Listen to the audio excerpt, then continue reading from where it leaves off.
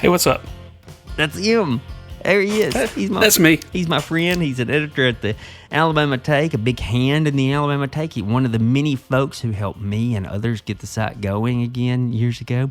On top of that, he's the host of his very own podcast, the very funny and very popular We Are a Star War. That's a stretch. Well, I think it's probably our most popular one. You right? You sure about that? We get the most comments from it. I've seen your numbers. Well, You're just being humble. those are bolstered from me hitting play and I hear you. silent. I hear you. That's Corey Hanna there. Corey, it's wonderful to see you again. You too, man. I don't see you quite enough. A little long since we talked. How you doing? I'm hanging in there, man. Working hard. Yeah. Yeah. Supposed to get out with the boys in a couple days. I don't know if we're recording or if we're just hanging out. Make them record something. If I know Jim, we're gonna record something. Yeah, just record. Hello, everyone. We are a Star War. If you do listen to our show, you'll know that we are usually just kind of winging it. It's the show is an excuse for three best friends to get together and hang out every couple months and have a couple of libations and maybe talk about Star Wars. It's loose. It's freewheeling. Could be about any Star Wars topic. No chronological order to it. It's just fun. Yeah, whatever we want to talk about. We do try to do, when a new series comes out, we try to stay kind of current if we can and talk about those shows. But for example, we've had an episode recorded for 3 months at this point, probably, about Return of the Jedi that I just haven't edited and put out yet. Ah, well. We've had a couple other things come up. We did a couple shorties around Halloween that were a lot of fun. Cool. So yeah, that episode will come out eventually. Return of the Jedi, you know, it's not timely. No rush there. No rush. That's my first movie to see in the theater. It was not my first, but it was definitely an early experience, and I've talked about it on the show a few times. I remember my mom reading Jabba's lines to me. I can do, dude. How about that? My dad read them to me, and the whole family went because that's what you did back then. Sure. And my sister, who's 4 years older than me, got sick, and they had to take her to the bathroom. They were very nice about not making us leave. And I think she felt better, and they sat in the back just in case. Oh, yeah, it's a sweet moment. Yeah, Amory, Mississippi. Have you watched this current season of The Challenge, Vets and New Threats? We have, yeah. We're caught up on it. Yeah, same here. What are your thoughts?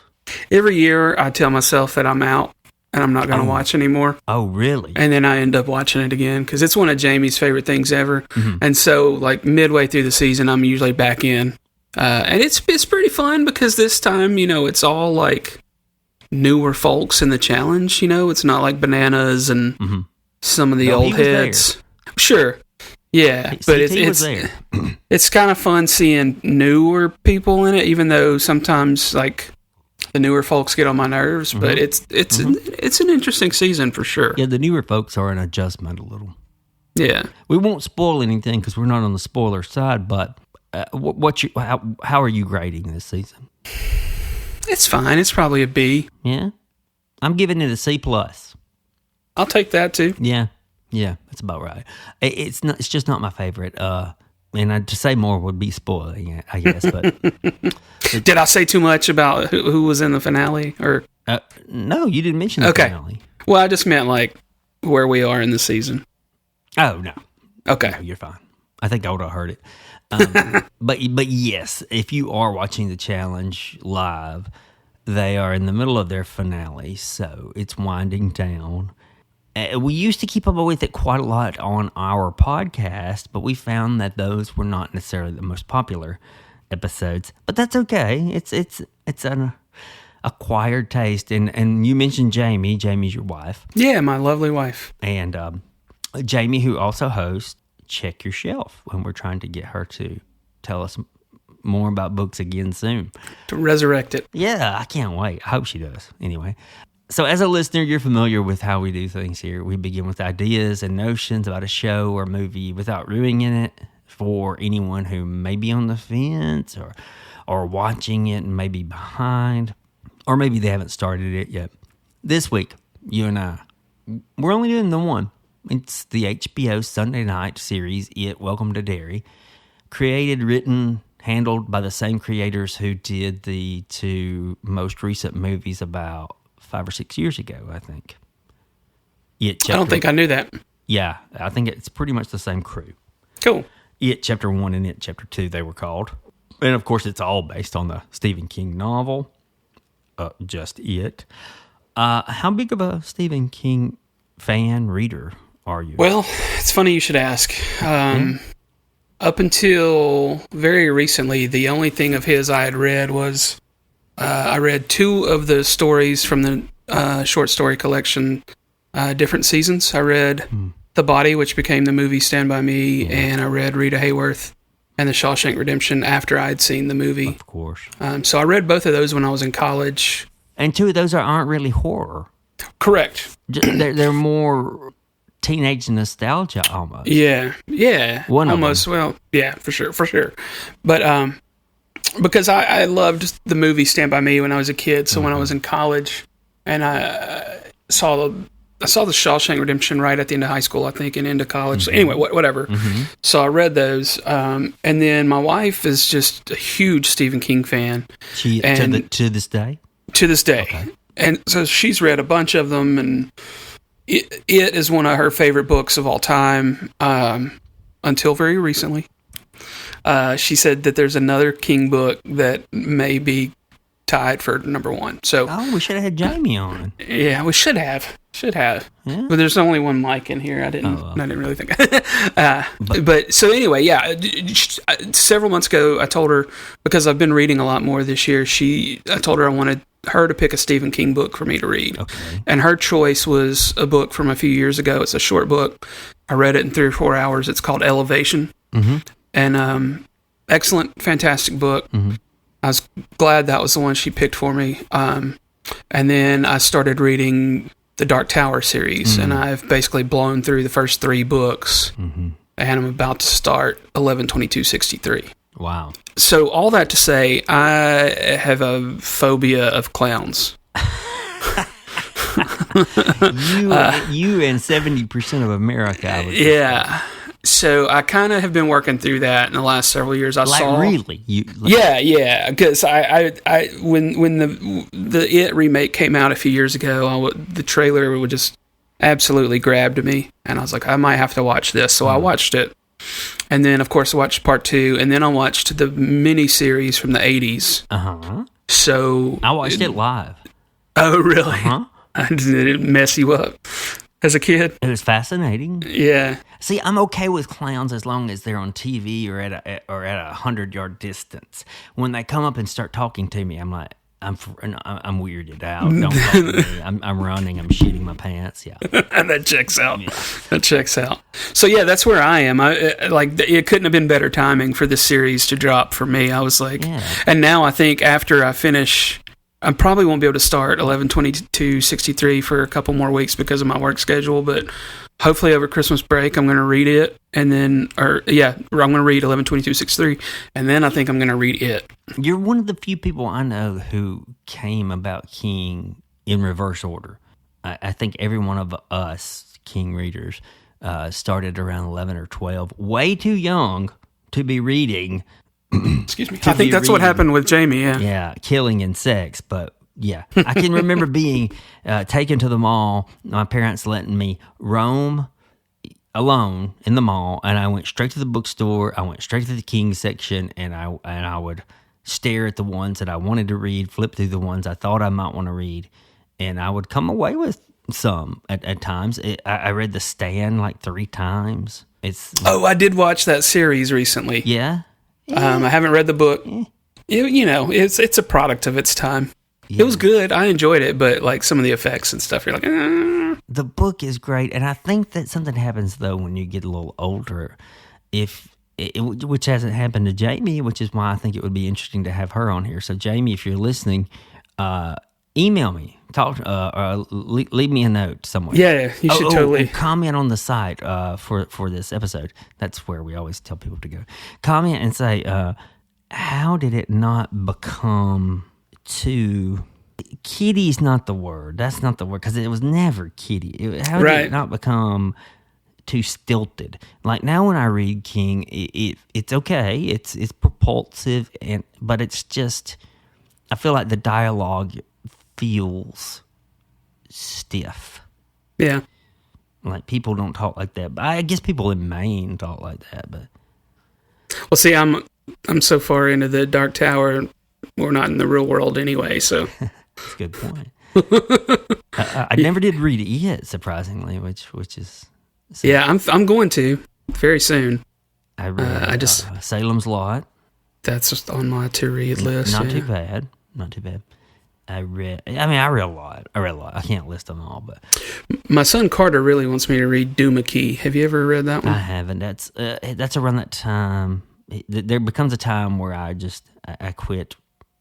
It was late high school. I kind of quit reading King and started reading more.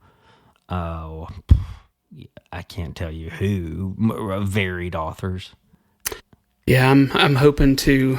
It's funny, like my to-read list has very quickly turned into just a lot of Stephen King books. Well, that's cool, man. I told her, I was like, I want to sprinkle some other things in there between them, and then I was like, but I also just really want to read all these Stephen King books now. Well, I'll admit, I've admitted this on air.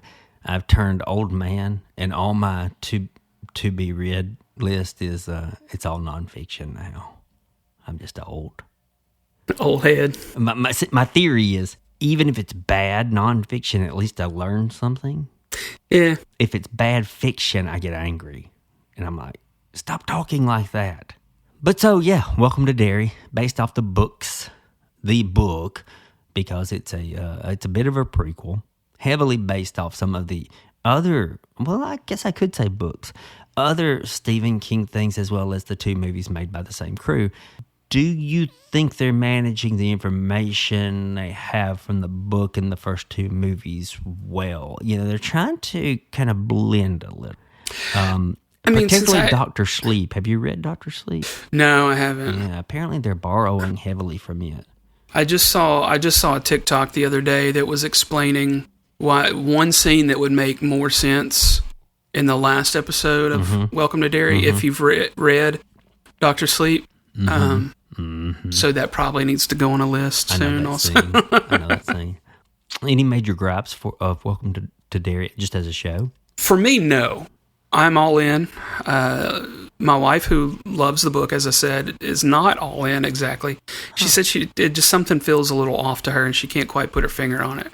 But for me, I'm all in. I'm getting wrapped up in the world, and that's what's made me want to go back and read the book. And I'll probably, after I read the book, I'll probably watch the movies again. I really do want to watch the movies. I'm coming into this thing kind of fresh because I haven't read it. I only watched the miniseries in the 80s, and I did not watch the It Chapter 1 and 2, which I wanted to. They're fantastic. Yeah, I've heard good things. Especially want to watch it because of Bill Hader is one of the characters in the second chapter. Yeah, he's so good. And this might be a hard question for me and you to answer, which is, other than King fans, does it have an audience beyond? I don't think it probably does, but there's so many people that were King fans. That's true.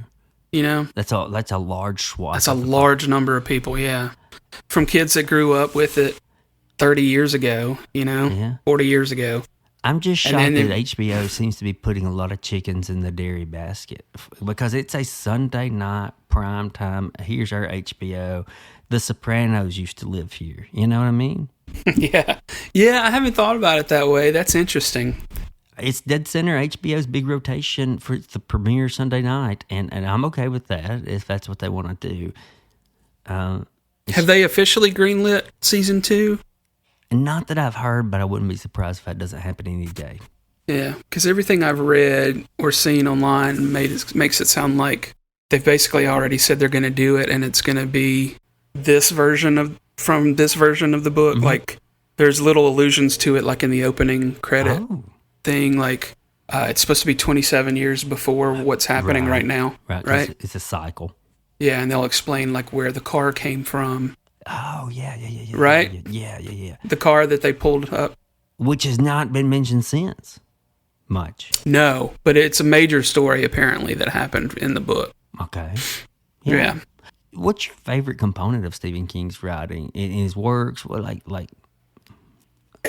I think his character development is Yeah. pretty incredible. I think so, too. Just from what little swath of his books I've read, I think he's very, very good at putting characters together. I agree, and I think that's an answer a lot of people would say. I think that endings aren't his best suit. I think that, for me, dialogue's not his best suit, but I think you're right about the characters. I've seen The Green Mile. I haven't Yes. read it, but, Yes. characters in that are just otherworldly, fantastic characters, in Shawshank, like, Yeah. the character of Red is so fascinating, and, yeah, it's got to be characters for me. Listeners, I'll give you my age if you want to do some math. I read The Green Mile in the monthly sequential order it came out. And so I was hanging by a thread to read the next book.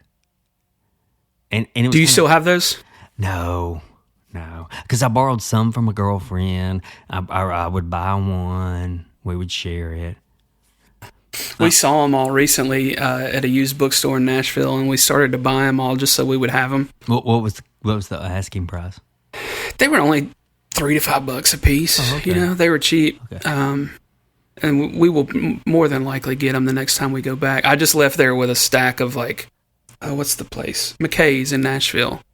I left there with a stack of the Dark Tower books that I didn't have, and Jamie had several books, and Yeah, shout out to McKay's. so yeah. Sounds like a cool bookstore. It's pretty cool. You've never been there? Uh-uh. So they have used books and records and toys and movies. You could get lost in there, That's up but don't my go alley. don't go on a Saturday or Sunday Yeah. if you don't want to be run over by people. I think there's a lot to be gained by thinking about the Air Force, or maybe even thinking about the adults as a whole, who, whether they mean it or not, are acting on this impulse of, if we're afraid of something, we need to control it. And I think that's very much the mindset of America today. And in previous centuries, you can point to every single time where that's, I'm thinking of segregation. I'm scared of the other color. Let me control it, but put them in another school. Mm-hmm. Yeah, hadn't really thought about that aspect of it. I'd like for you don't want the show to be too blatant with that connection, but I'd like for it to address that maybe, or allude to it, not address it. Let's get into spoilers here. And I think we'll go ahead and take our break because I'm inching closer to spoilers. We will talk specifics on Welcome to Derry through episode 5, titled Noble Street, the tunnel episode, if you're wondering. I realize that we record on Sunday. You may have an extra episode under your belt. Good for you. We don't. Not yet, anyway. We're going to take a break. You'll hear a little music on the other side. Spoilers all the way through Noble Street.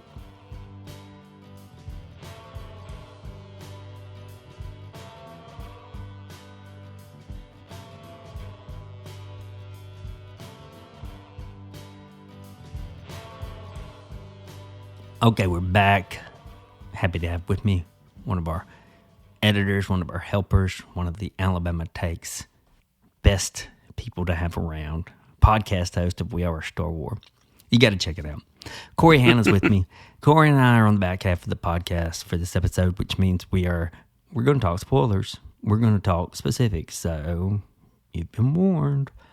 It's not our fault anymore. We're going to talk 1 through 5. I don't know that we'll talk 1 through 5 like in chronological order, but just know that if we mention something in episode 2 and it's a spoiler, that it's on the table. You've been warned. You've been warned. The most recent one that we've seen is the 5th. It's no, I think I called it Noble Street, but I think it's Nybalt. Is it what? I think it's Nybalt, right? Nybalt N-I-E. Street. Yeah, I get the pronunciation. Anyway, it's a famous locale in King's lore. It's obviously the landmark in the book, and the novel. It's kind of like the spot where Pennywise, at least underneath the haunted and decrepit edifice there, you can go find him. He's not too far away from there. Am I right about this? More or less, from what I remember about the movie, yeah. It's like when they cut to the shot of the house, you're like, oh, okay, yeah. Yeah, you're supposed to recognize. I remember that, yeah, from the movies. It's a spooky looking house. Yeah, for sure. I have been appreciative of how the series has almost, and I really do. I've been appreciative of how they almost beaten you over the head on how Pennywise is actually just a manifestation of an entity who feeds off fear. It's not so much that it's Pennywise, a specific clown. I know a lot of people are getting off online and message boards like, oh, Pennywise is back, the clown is back. It's like, well, from what I've come to understand, and it's just through this series, is that, oh, wait, he's bigger than that. Yeah. And, yeah, you want to comment on that? Well, I was just going to say that was the thing that I learned about in the movies a few years ago. I was like, oh, so he's not just a clown. Like, this is just one of his many forms. Like you said, it's an outward appearance. It's something completely different. And they touched on the origin, an episode or two ago. They all kind of blend together for me at this point. But they touched on the origin. And I've seen TikToks, that like there were little hints about the turtle in the movies, right? Yeah. And we're getting more turtle stuff in this series than we did in either of the movies, right? Yeah. And how that's coming in and to the story that wasn't there before. We're just getting more of the lore, and I think it's pretty awesome. What's the turtle represent? Do you know? It's basically from what I understand and what I've watched on TikTok, and I will probably get yelled at by the purists on this, but it's basically the opposite of what Pennywise is, right? Okay. It's like the good being in the world or whatever. It's like a protector, right? Yeah. So its name is Maturin, Maturin. Yes, that sounds familiar from me reading it on a message board somewhere. But like Lily has a turtle on her little bracelet, like a little turtle thing, and then there's the war propaganda in the school. If you noticed it, yes, there was duck and covers, always the turtle. Yeah, well, and that's always been the case, even in our reality. I mean, I need that. I know, like you said, the purists are like, yeah, we know Pennywise is not just a clown, but I need to be like, oh yeah, he's bigger than that. And that could be. Donovan and I had this conversation. Is that scarier or is that less scary? Like, if it's an entity that can't be controlled, is that less scary or more scary? Or if it's just a clown that could kill people, is that which way are you leaning? I don't know. The thing that stuck out to me with the last episode, talking about if they were supposed to be scared or not, like the kids figured it out. Mm-hmm. The Hanlon kid was like, it's thriving on fear. We just don't need to be scared. And then Lily's like, oh, look at me. I got this box of Xanax or whatever it was supposed to be in the box, right? I just want to ask all our listeners, you all have a box of Xanax, don't we? But it's like they go down there, they're real stoned. And then all of a sudden, they're not real stoned anymore or something. Because now all of a sudden, they're scared. I'm like, well, that didn't last very long. Yeah, like, I would have liked to have seen that play out a little bit more realistically. That was a problem for me the last episode. But other than that, like, as a guy who's taken a few too many Xanaxes, I think that, we're on the kids now. I think that the casting director has done a pretty good job. Kids can be they can be annoying. They can be very fake on screen. I think these kids are really good. Yeah, I especially think the girl that plays Lily's really good, and the Hanlon kid are both fantastic. Will's fantastic. I think Ronnie might. She's good too, though, man. Good. I didn't mean to. I'm not hating on her. She's real good. They're all good. They're all good. She can soup it up a little, but not sure. Bad. So we have this entity that preys on, and I find it also super interesting, and I think they can make this even more blatant. It seems to want to prey on troubled, abused, bullied, sensitive kids. Instead, what King has done in his novels and some of these shows and movies have done is just that here's a bullied, sensitive kid. They're leaving home because they hate it there.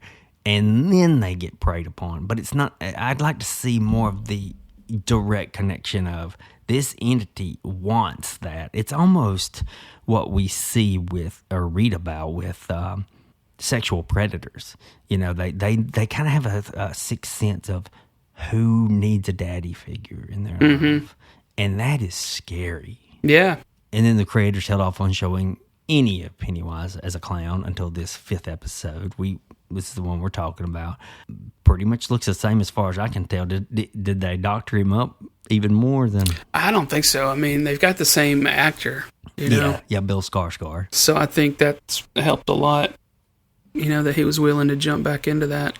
I'm assuming it could either be a very fun character to play or a very not fun character to play. I mean, he's game for this kind of character anyway. But yeah, it looks like he's having a big time. Yeah.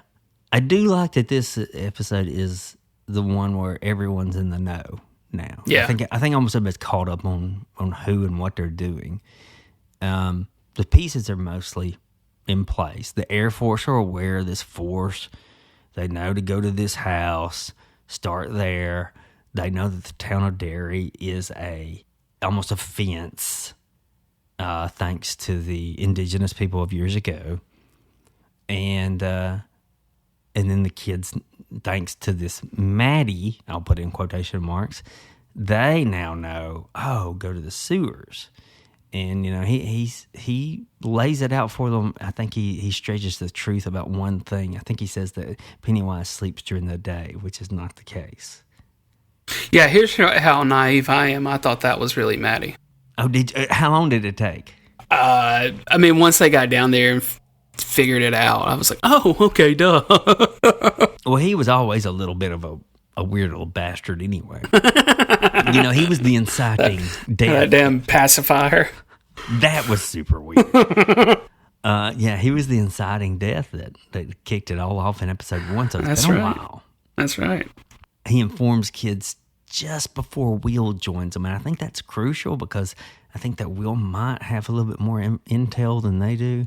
So right before Will gets from the Air Force Base to their hangout, he's been telling them where he is. He sleeps during the day, and I think Will would have known some of that stuff not to be true. Oh, so you're thinking it's convenient that he wasn't there? Yeah, and then he busts up in there, and he's like, okay, I'm ready. I'm here now. But not only the kids, the Air Force are running their umps with the native Thaniel, the indigenous character that they've brain mined. He's in tow. Luckily for him, he's got this safety with the cosmic and native artifact, kind of tip of a spear looking type thing. Mm-hmm. Good. It's supposed to keep him safe. Rose knows it's going to keep him safe. And Major Hanlon's leading the mission. He can't feel fear, but he does have concerns, and his concern manifests as his own wife and a pretty well done creepy ghost who he has to shoot. Yeah, that was wild. I do think it's got to be hard to sustain a certain fear or horror throughout a series rather than just a movie. Yeah. And I think it's doing pretty well here. The only thing I didn't think was done well was the ghost in the cemetery. You didn't think so? Yeah, it looked too Ghostbusters. I don't know. Thought it was okay. Nothing stuck out to me that I remember being bad. So yeah, he shoots his wife. Happens to be one of the manifestations of it. Nice little setup though, to make it believable that when Will turns the corner, he's going to think, "I saw my son, about to take him out." Yeah, because his son's at home. He doesn't know that Will's there. Yeah, it's good writing there. He does instead shoot his friend and Air Force companion, Paulie. I think that was his name. Paulie's death, I don't think, has the resonance that the show wants us to have for him, but that's a minor quibble because you can't make every character important. Yeah. Yeah, I think you're right. I saw something too. It was like major death on this episode, and I was like, yes, I don't know about that. Slightly major, I guess. The kids have taken the mommy's little helpers. They only last a little bit. It does give a chance for the Italian kid to hold the girl's hand. I mean, he's just girl crazy. You can't help but chuckle at his little stuff. Good little character. One of the better and most action-packed episodes to date, though, because all characters, young and old, make an attempt to see or conquer the entity we know as Pennywise or whatever he is. And it gets a little creepy when Maddie turns into him. It's well done. It doesn't even look crazy CGI. Yeah, that whole sewer scene was... I thought there were a lot of things that were well done about this last episode. And I haven't noticed this. Have you noticed that the music gets a little creepier during the intro? Mm-hmm. I saw a TikTok about that said that, like, it started out, it was just basically just the music. And then the next episode, they added a couple of elements to it to make the music a little darker and more sinister, and then it keeps building. And I had not noticed that, but now it's like I'm trying to pay attention to it. Yeah, I do not skip the credits. I mentioned it in like a sentence. We should give the credits its due. It is so good. The Welcome to Derry credits are so good. Yeah, another one that I've seen talks about things that are referenced in the credits that will be featured in the next season, right? There's story elements in there. Yeah. Okay. More to pay attention to. Yeah. TikTok is great for that sort of thing. Okay.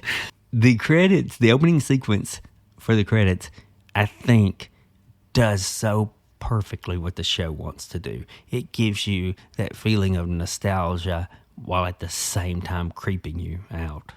And I think that they're getting close. They often get close with the show itself. And I find it interesting. It's, even if they don't nail down all the bits. So we got the established stakes. We know the characters, particularly with Dick. I want to get into Dick Hallahan. He disappears. He's in there with them, but he it's just supposed to be a step off into the water. But when he steps off, he's gone. That's it. They don't. Yeah, that's right. They didn't go back to him. They do not go back to him. They think he's gone. That's interesting. Instead, he's living in his own mind. Now, this is the character who appears in The Shining and Dr. Sleep. And at the very end, he finally emerges from the sewers and he encounters a very Pet Cemetery-looking Polly. Oh, yeah. Same eye contact. It's not zombie-like, but it's just like, I just died and I just got out of the grave. Yeah, and he had just been through that sequence in his mind where he was in the bathroom with his grandmother and his granddad comes in with that box. Mm-hmm. Do you know much about that? No. So in Dr. Sleep, his great-grandfather is abusive, even sexually abusive to Dick. Okay, I didn't know that. Yeah, and his grandmother teaches him, in order to survive this, put the bad stuff in a lockbox in your head. And you got the power to do that. And that's what he comes in bringing. Open this box.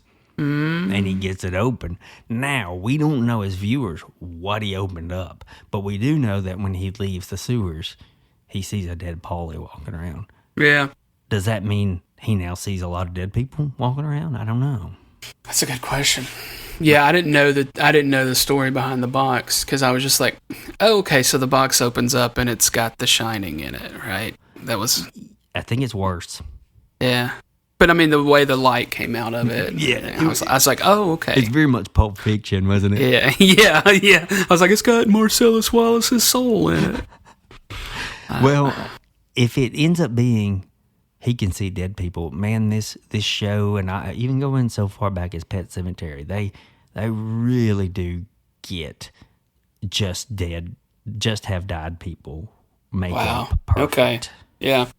Scarily perfect. I guess I need to go back and read or watch Dr. Sleep. Yeah, a lot in Dick's teaching Danny a lot of this stuff. Interesting. Okay. I don't think I knew that.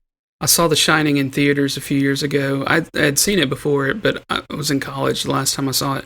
I think they put it in, I want to say that, they put it in theaters right before Dr. Sleep came out because they were showing a preview for Dr. Sleep as well. That's cool. Yeah. Was Dr. Sleep good? Oh, that's what I'm saying. Like, I saw The Shining in the theater, but then I saw the trailer for Dr. Sleep, and I never saw Dr. Sleep. Okay. Sorry. I wasn't clear. Yeah. I dig the show. I keep wanting to do it. It's one of those shows where, what are they going to do next? I don't think that there's a lot of thematic things I can take away from it.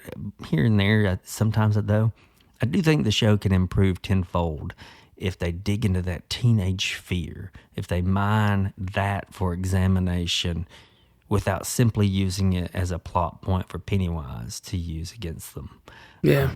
You got 8 hours, 8, 9, 10 hours of the show. I think you can have a chance to sit down and think, what is teenage fear? Why is it more potent than adult fear? I think to me, it's like it's them just trying to figure out their position in life. Like Lily's afraid that she's going to be viewed as the crazy one because she keeps having to go to the Juniper Hill? Yeah, Juniper Hill. And Will is like the new African-American kid in town, at a time when it was pretty uncomfortable to be the new African-American kid in town, right? Uh-huh. And then you've got, what's the girl's name whose dad was accused of killing him in the movie theater? Ronnie. She's listening to her grandmother tell her son, which is Ronnie's dad, these things about the world, these truths about the world at that time. And I don't know. I feel like they're capturing all of that pretty well. They're so close. For me personally, they're so close. And I think that they could get a step better. Why sensitive kids versus the starting quarterback? I love the sensitive kid. The sensitive kids are still trying to figure it out. The quarterback thinks he's got it figured out, but he doesn't. Can't hear him. He knows it. Yeah, I love it. Yeah, and you kind of have to bring something to the table for it to work, for Derry to work. The other character that comes into play in this episode that we haven't talked about is the nurse figure, Mrs. Kirsch. She comes to help Will's mother. Normally, she's talking to Lily. That's about it. Miss Kirsch is a person whom Pennywise inhabits or mimics later in the films as an old woman. Do you know the connection there? Not much. So what I've seen on TikTok, again, this is where Thank you, TikTok. I learn a lot of this stuff. This episode is sponsored by TikTok. But people on TikTok are saying that the character of Periwinkle, is that the character's name? The little girl clown that you see in one of the flashbacks? That's Miss Hirsch. That's the mother of...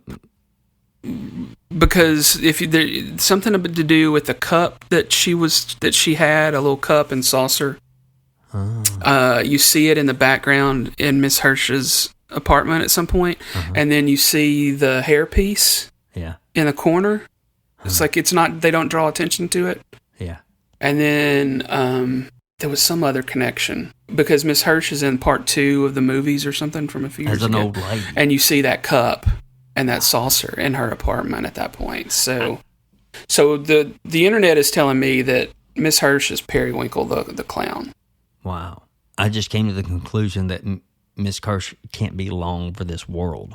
He may take her over now. Yeah. More than likely. Yeah.